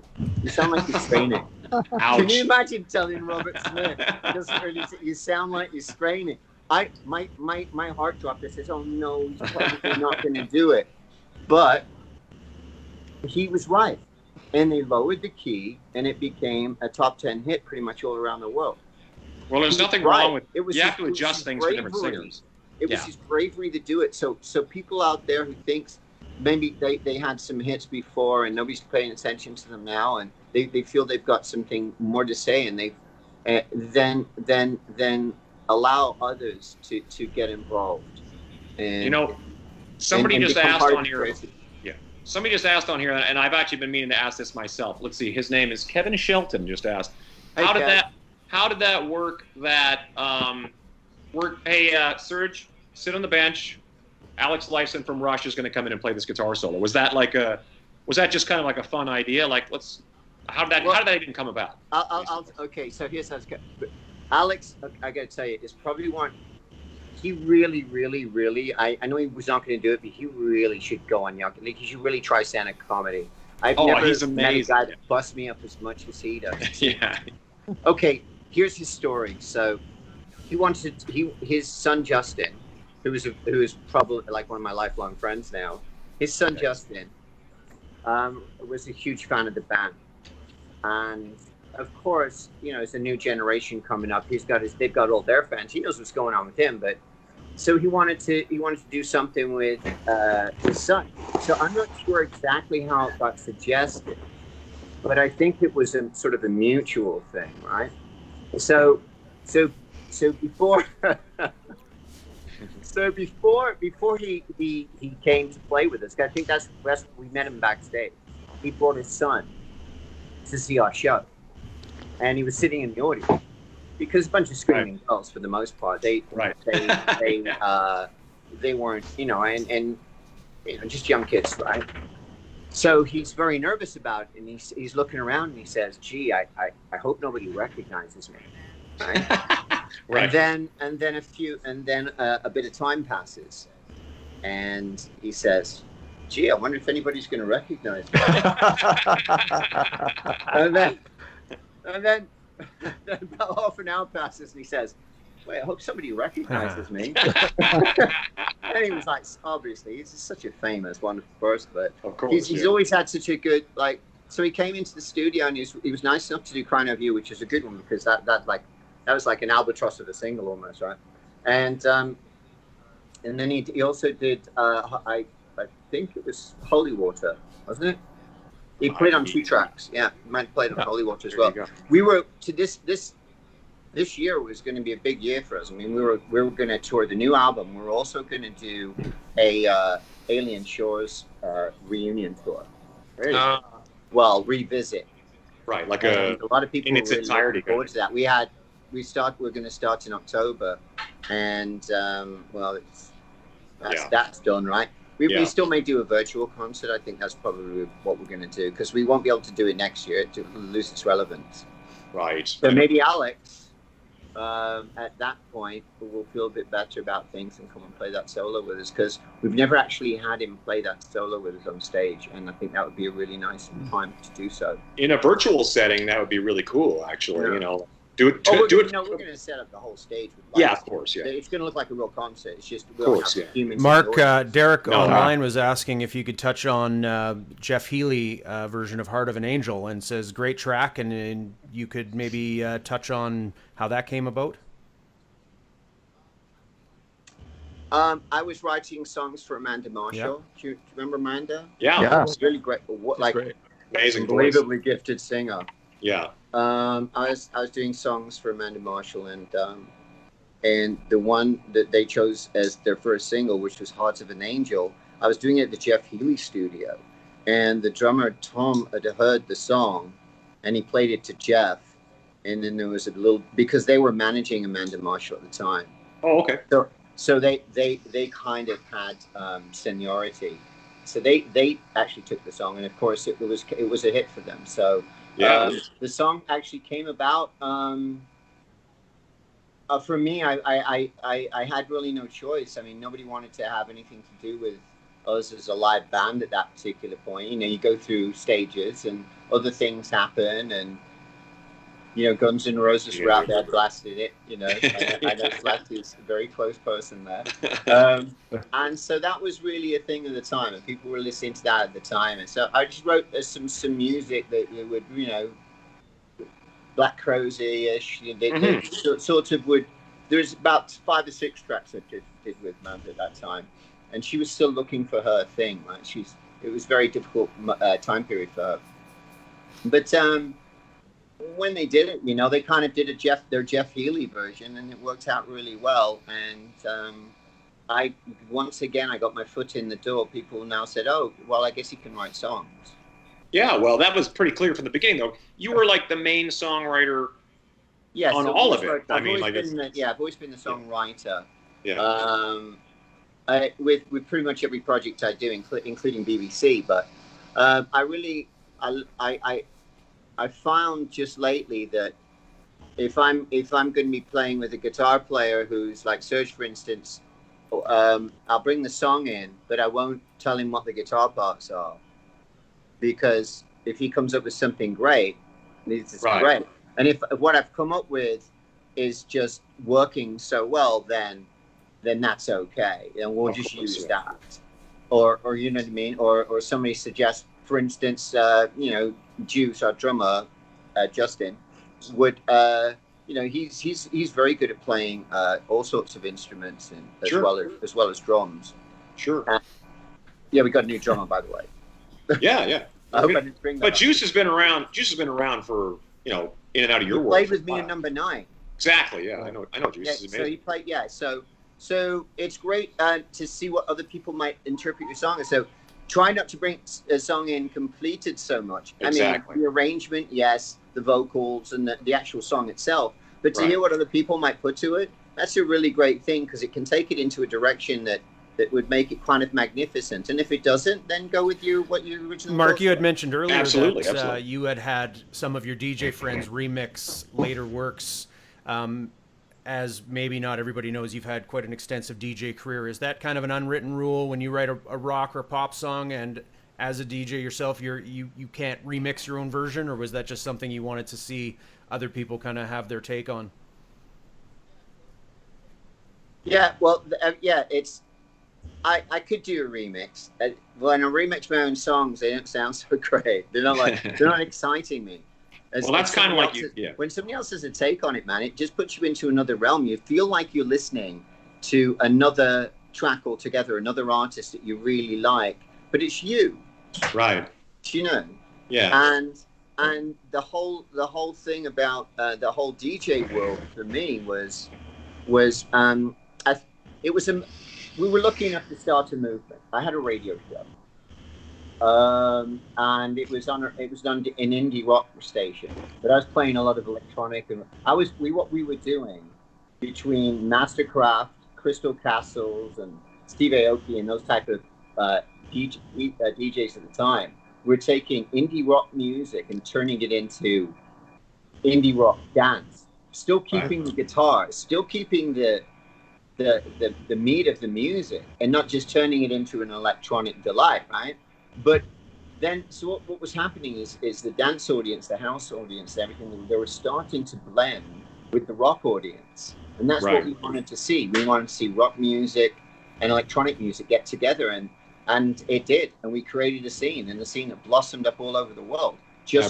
And that started in Toronto. That was an amazing thing. And you know, in the mid 2000s to probably about 2010, the things we were doing, you know, with the Yeah Yeahs and all the cool indie bands at the time, and all the remixes, you know, pretty much top of all the festivals. All the electronic festivals were playing our songs and stuff, and so good times, really good times, and it taught me a lot. It really, really did. But it is. You'll notice a lot of DJs put their stuff out for other people to do. It just works best that way. As always. Absolutely, yeah. Hey, let's switch gears for a second and song at some point, of course. You know this. For sure. Exactly, that'd help. Go for it, Corey. Hey, Mark. So you look like you're pretty fit, and I think even before we were setting up for the show, we caught you in the park running. Yeah, you talk about what you're my hair's all... Yeah, you look fabulous. Oh. Can you talk about your fitness regimen and maybe diet and whatever your lifestyle kind of things are to keep it in shape? Don't really diet. I think diet just means what you're eating and stuff. Some people look at diet as something strict. I'm not that strict. I keep the sugars down, right, if I can. Sure. But you know, I'm a vegetarian. Right. Sorry. We are as well. Yeah. Corey and I are on kicking that. Screaming, but I'm not a vegan or that. So I still do dairy and stuff. But hopefully they'll. But I won't get into the politics of that. And I'm not one of those people who say, going on about it. I don't like that. Just like when it comes to, you know, people just starting out working out, all they do is go on about it, and it's right. So I'll just give you a brief roundup of my routine. My regular routine is generally I get up and I go for a run for about an hour, which is roughly about 8K or something like that. Maybe. Wow, good for you. And then I later on, after I've done music and I've done some other things, before I go into night studio work, I'll go to the gym for about 2 hours. Sometimes with kettlebells, sometimes with weights, sometimes with boxing, because I like the fight game. I like the whole boxing idea, and I really enjoy that. And that's good for my aggression too. Sure. We're musicians, we're on stage, we know what aggression's all about because we have to deal with it with each other all the time, right? Right.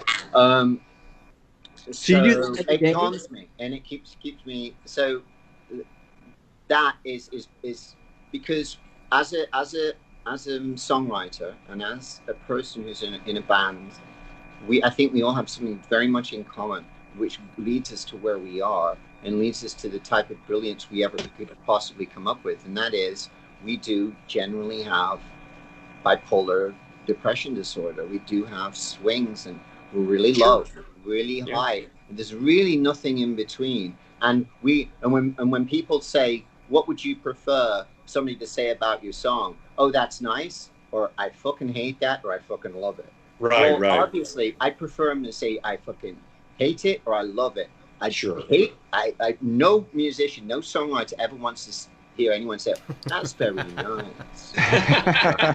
Or that was okay. Deal with this, right? Yeah. So instead of filling myself with these drugs and then not being able to keep myself physically fit and continue to do shows, which I love, I release the endorphins in my body through exercise. And it's really helped me out a lot. So if anybody's having a real problem with that, and you are musicians and you are going to have a problem with it, I'll tell you, it really works well. It's a hassle at first, but you know, Miles looks like he's in Miles looks like he's in good shape. Oh yeah, he's in great shape. Yeah. Yeah, so they work out, and Slash looks like he's in pretty good shape too. I mean, he's jumping off that thing in the middle of the stage and stuff. You know, he's blown out the knees a couple times, but yeah, he keeps doing it. So I've got to give my eye a little bit of a wipe here. Slipped into it yesterday, but okay. Anyway, so yeah, it's just a really good way to combat the side effect of being creative. Yeah, is depression disorder. Yeah. It is funny how creative people generally tend to be a little bit, you know, bipolar, I think is the best word for it. Well, I'm not a doctor, so I don't know. But yeah, there's lots of highs, lots of lows, lots of, you know. We don't choose to be creative. Right. We simply are born that way. Yeah. There's nothing you can do about it. It's just, that's the way it's going to be. The more you delve into it, the more your emotions are stretched in ways that are not stretching people in different types of work. Our emotions are stretched because we have to dig deep in order to give something of substance. And in doing that, boom, there you're hit with depression. It's going to happen. Yeah. And look at depression as an opportunity to dig deep into yourself and become a stronger person. Absolutely. Always look at opportunity. I look at my depression as a gift because it helps me write music. It helps me come up with things. And it's stifled my progression. It's stopped me from doing things that I think I would have gone a little further, but at least I'm proud of the substance that I've created. Absolutely, yeah. And you're right. It's sort of like, you know, you have to experience all the range of emotions to be able to write different types of songs, different types of ideas, and touch different parts of of yourself and to touch other people with words and with music. It's just playing drums. Think about playing drums. I mean, it's athletic. It's very athletic. It is, yeah. But if you've met a drummer that's very kind of emotionless, you know it. Right. Yeah. Like, yeah, sure, he's keeping good time, but whoa, I'm not getting anything from it. There doesn't seem to be any joy in this. Right. There's one thing about musicians, I'll say, when we're on stage and when we're playing, that joy is there, and the joy is outstanding.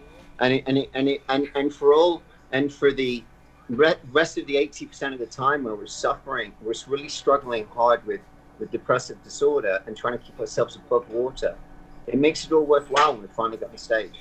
Absolutely. That's what the stage is for, large. And that's what sucks about right now, not being exactly, which ties into something, and of course we touched on it a little bit earlier. Obviously, people can expect shows, new music. Somebody was asking if there was going to be new music put out. Everything's just kind of put on hold, right? It's just something that we're waiting for until all this passes by.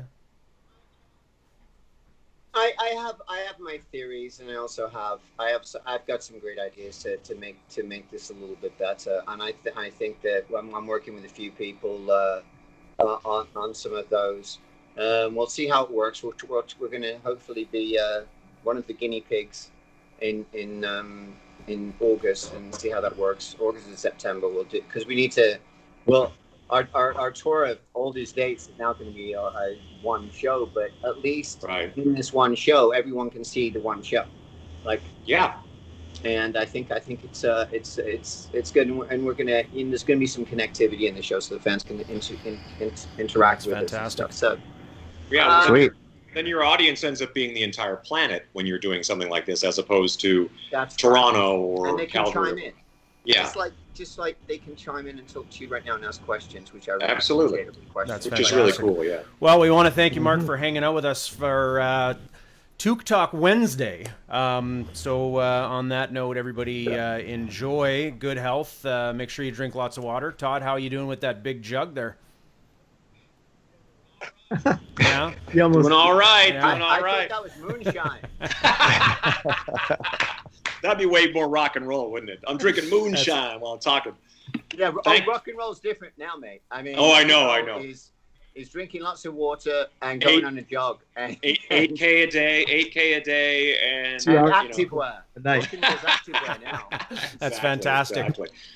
Thank you so much. We're going to be back at our regular Mark. time Tuesday next week. Tuesday at 2. Like we touched on earlier, we just moved it this week. So June 9th. Stay tuned for the announcement on who's going to be joining us on Tuesday next week. So again, want to thank Mark for hanging out with us, and we will see everybody next week. Big love. Bye, Mark. Thanks, Mark.